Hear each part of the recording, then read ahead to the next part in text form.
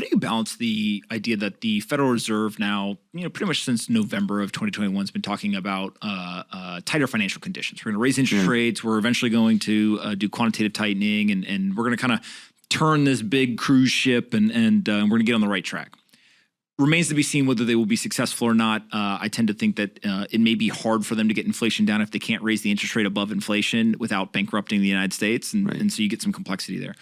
But at the same time that they're attempting tighter financial conditions, politicians are still spending like they're drunk. Right.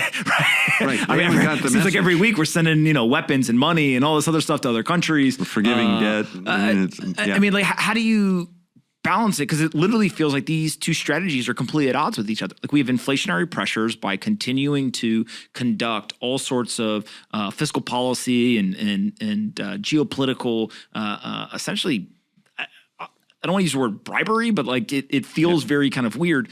While at the same time, Fed's like, hey, we got to stop this and we got to create tighter financial conditions. So this is where elections come in. The Federal Reserve isn't elected. They're going to continue past these November elections.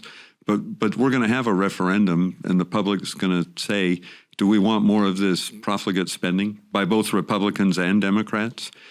Or do we want to tighten the belt and get a grip on this inflation?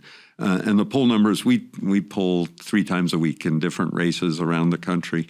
Every time the number one issue people are concerned about is that inflation and the cost of living and how it's hurting their ability, their real income. And so that's going to be on the ballot, and the politicians, both sides are continuing with their current strategies. Republicans saying, no, we're not going to go all the way that the Democrats want to do, but we like some spending, so we'll go with the ones we like. And Democrats saying, no, we need to just spend more, and that'll solve the problems that we have. And the voters are going to decide which path do we want to go on, and then afterwards the politicians wake up and say, oh, okay, the public mandates this, I got to be careful and don't get crosswise with that public mandate. You've mentioned a couple of times that Republicans and Democrats both do it, which I think will surprise people to hear you say that, given the organization that you run generally supports Republican candidates. Yeah. Why do you say that both of them do it? Yeah, let me set the table for that. What we try to do is support candidates who are for free markets and limited government. The Republican Party is generally more in favor of that. So the candidates we pick are Republicans. We spend a lot in the primaries to pick which Republicans will go forward in that. But it's true. You look at the spending, President Trump advocated all sorts of deficit spending. The Senate, Mitch McConnell and the appropriators, they love to spend money. And they would argue that's good politics. You never lose if you spend money. And the problem is we now see this, as you pointed out, 140% debt to the GDP ratio, that it's putting the country on the brink of a real financial disaster. And I also think it's an integrity question. Every single one of those Republicans goes home and tells their constituents, I'm going to stop this government wasteful spending. We're going to get a control on this. We're going to get to a balanced budget. And then they go back to Washington and they vote on all of these huge bills. And if they feel bad about it, then McConnell comes out and says, oh, well, we can't shut down the government, so we got to vote for this huge spending bill that I know you haven't read because we just wrote it and showed it to you 24 hours ago. And it's 7,000 pages long. It's 7,000 pages long. All these ridiculous spending, as we were talking about earlier, studies on the effect of marijuana, the bridge to nowhere, the mating habits of bees, all this ridiculous stuff that they load into there. So I've heard an argument. I one time said to somebody, like, all the pork, right? All the essentially buying votes, right? And done in a politically acceptable way. And a very well-known investor who's at lunch with me said, no, we need that.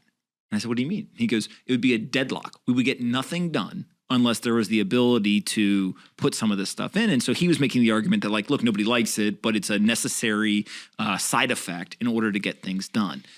Do you agree with that or disagree with that? Well, the question I would ask is, what are they getting done, and is that a good thing or a bad thing?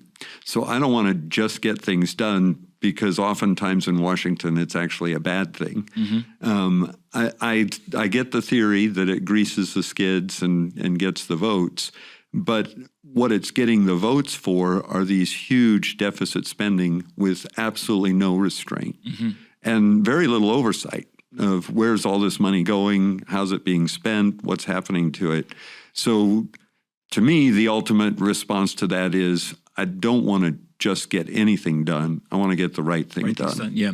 The two data points that just stick out to me as kind of wild over the economic markets of the last couple of years is first, the Federal Reserve's balance sheet 10x'd. It was a 10-bagger, right? Yeah. And we jokingly for a while had like a countdown, like, hey, when are we going to hit the 10x, right? Because we were kind of like around 900 billion or so when the 2008 crisis happened, and it took 14 years. Started at the bottom, but now we're here, and we got the 10x increase, which is insane. Totally, right? Obviously. Totally. Do you think, I guess on the first point, do you think that can come back down? Do you think we'll ever see, instead of having $9.5 trillion, could we get it under 5? Could we get it under $1 trillion again? How do you think about that? Yes, it's possible, but it'll take leadership that's willing to break some eggs and change the way things are done in Washington. What I see Americans wanting is that type of leadership. Now, I think it's important to discern who that is, what they're going to do, do they have good judgment. But it is possible if you disrupt the system the way it is going now. What would that look and like? You have discipline. Well, honestly, I think it will take somebody who's willing to basically tell the political leaders on their side of the ledger, I am willing to disrupt, close things until we get it right. I'm not going to just accept this 78,000-page bill that you're writing, and use the majority that he'd have in his party to change the system. In the Federal Reserve side, I think it'll take a new personnel in some ways, somebody who understands the real way that monetary policy should work and the discipline, not immediately to totally disrupt things, but put us on a path to say we're going to reduce this systematically over time. Hey, you, did you like this video? Great. Make sure you subscribe, like the video, and see you next time.